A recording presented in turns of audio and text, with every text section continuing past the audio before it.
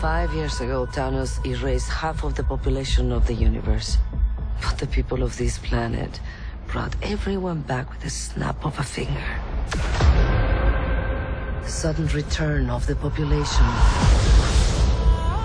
provided the necessary energy for the emergence to begin.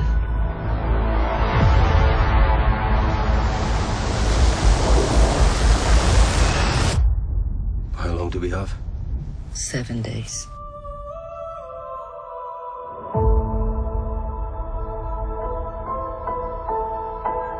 We're Eternals.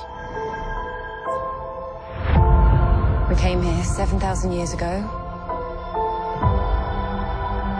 to protect humans from the deviants.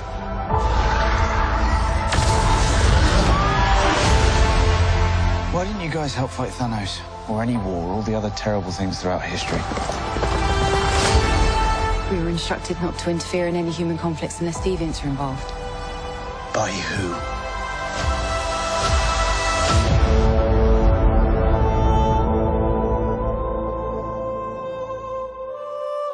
We need to find the others. I haven't seen some of them for centuries. Hi. Hello. This is what the end of the world looks like. At least we have front row seats. You know what's never saved the planet? Your sarcasm.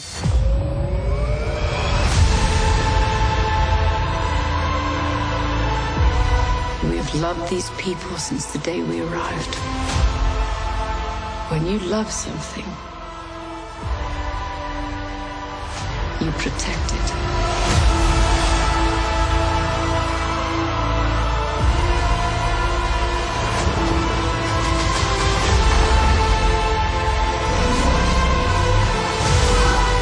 You can't protect.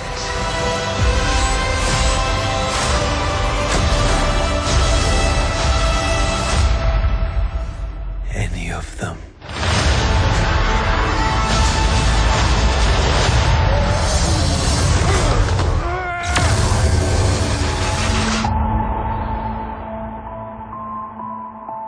I bet you've built the perfect safe house. I mean, what's this even made of? Vibranium?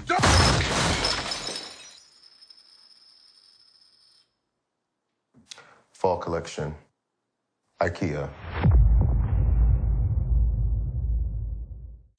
Welcome back, everyone. Big surprise. Marvel dropped a new Eternals trailer at midnight last night. It's been a while since anyone's done that, so we'll break it down. This is going to be my quick reaction video. I will make some bigger, longer videos soon about some of the bigger Easter eggs here and what's going on with the Celestials, the Deviants, and the Eternals characters. If you're new to the channel, be sure to subscribe to get all the videos. The big thing here is they want to give you the actual story, and I think I talked a little bit about this in my last trailer video, but they actually show you the Celestials. That's probably one of the biggest things here, is revealing what they're going to look like in the film. And they make a really big deal about explaining why they didn't help out with Avengers Endgame. Probably the biggest question that people had since the movie was announced. If they're so powerful, why didn't they help? And they use Kit Harington's Black Knight character to do that. They justify it by saying they weren't supposed to interfere in the affairs of man. The funny thing that they don't address during this, though, is that Thanos is an Eternal from Titan, and he does carry the deviant gene. So technically, a deviant, or someone with the deviant gene, was attacking humanity in the rest of the universe. There'll be so many comments about that when the movie comes out, and I'm sure they'll have some moment in the movie that will address that even more, because they do talk about the snaps in the blip.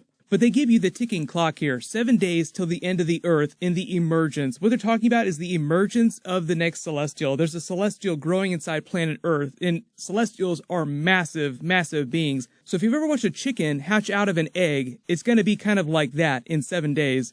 Kaboom, goodbye Earth, next big disaster right after Avengers Endgame. Just one disaster right after the other. Tony Stark is rolling in his grave right now. What Salma Hayek's Ajax character is talking about, though, is the blip. She's talking about the Hulk snap bringing everyone back, releasing enough cosmic energy to accelerate the growth of this Celestial inside Earth. They give you the flashback PowerPoint presentation. This is a Celestial being born, but obviously this is all out of sync in the timeline. Like the meteorite that seems like it's crashing to Earth sounds like it was the original Celestial egg seeding itself in the planet. The people that would have done that would have been the Celestial host. So this giant red Celestial that Cersei says is the one that told them not to interfere in the affairs of man. Nope, don't help out during any of the wars. Don't save the Earth from Thanos. That's Arishem the Judge. He's the leader of the Celestial host. The green one later that you see wielding its cosmic energy, seeming like it's creating something, is Jemiah the Analyzer. I talked about this during my What If video last night, the What If Episode 2 video. A lot of people think that he is actually Nowhere. So Nowhere is the head of a dead celestial, so we'll see if they pay that Easter egg off during the movie. That would be really cool. The way Cersei is explaining it to Dane Whitman's character, Kit Harington's Black Knight character, is that they were supposed to come to Earth 7,000 years ago to protect the humans from the deviants.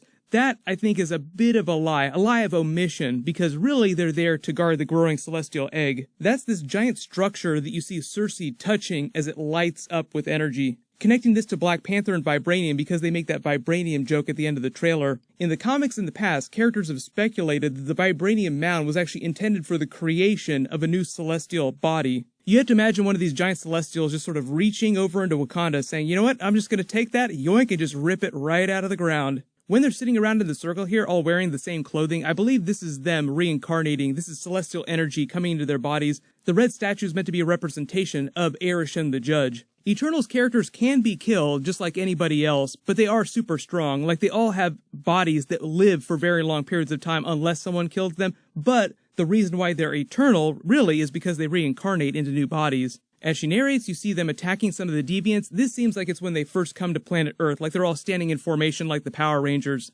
We are here amongst you to protect you, even though we have a totally secret mission we're not going to tell you about. The other deviant that you see later in the trailer talking sounds like it's going to be Crow, who in the comics I believe has a secret relationship with Thena.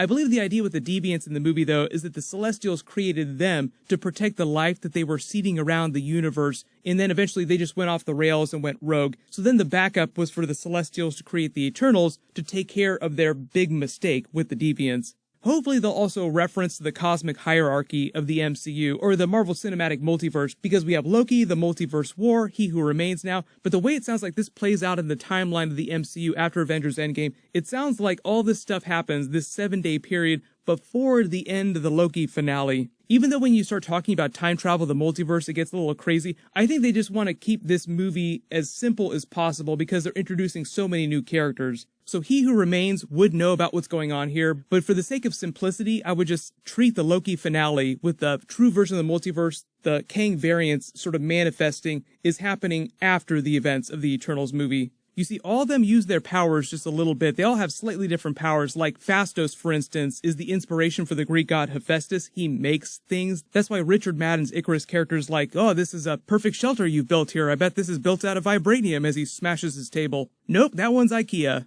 All of them wield the same celestial energy that the Celestials themselves wield, which is why all their powers are color-coded the same, even though they manifest in slightly different ways. Like Angelina Jolie's character uses celestial energy to fashion weapons. So really the stakes of the movie are that they have to find a way to either stop this celestial egg from hatching, or to find a way to hatch it and not destroy the Earth in the process. And also stop the celestial host from coming back to planet Earth and wiping it out. When the Collector was explaining the history of the universe, the Infinity Stones, and you see Isan the Searcher using the Power Stone to wipe out a planet, I'm also wondering if they're going to connect that to what's happening in this movie. The Celestials are kind of like cosmic gardeners. They go around seeding life on planets, and when an experiment doesn't work out, they'll just wipe it out and start over again. But also, the way they explain it in this movie, the Celestial that's growing inside Earth needs cosmic energy, so I'm also wondering if they'll try to connect it to that Guardians of the Galaxy Isan the Searcher moment with him using the Power Stone on that planet, seeming like he's wiping it out, but maybe really he was just trying to unleash cosmic energy to grow another Celestial and hatch it in that planet. I did a big video about Kit Harington's Black Knight character and where he sort of fits into the MCU, what his history is, so I'll link that below in the description. But I think the big thing in this movie is that he's sort of the point of view character, learning about the Eternals for the first time, and he's sort of an audience surrogate. Like, who are you? What are you doing here? Why haven't you helped us in the past? Why didn't you stop Thanos? Even though he's kind of your cousin? Because this giant red celestial told us he would squish us like bugs if we did anything. I believe the idea is that Dane Whitman's character won't actually become full-blown Black Knight till the sequels or other Marvel movies because he is supposed to cross over into Avengers 5 with Cersei's character. But I think the idea is that they'll tease his origin towards the end of this movie. Like, he'll learn about the Ebony Blade, the curse of his family, but I'm not expecting him to fully wear the armor until whatever the future sequels wind up being. But in the way they reference the Avengers in the last trailer, they're referencing the Black Panther characters, Vibranium in this trailer. They're sort of connecting it to the other Marvel movies. You sort of find out where they've been this whole time and how they were watching all the events of the MCU movies unfold.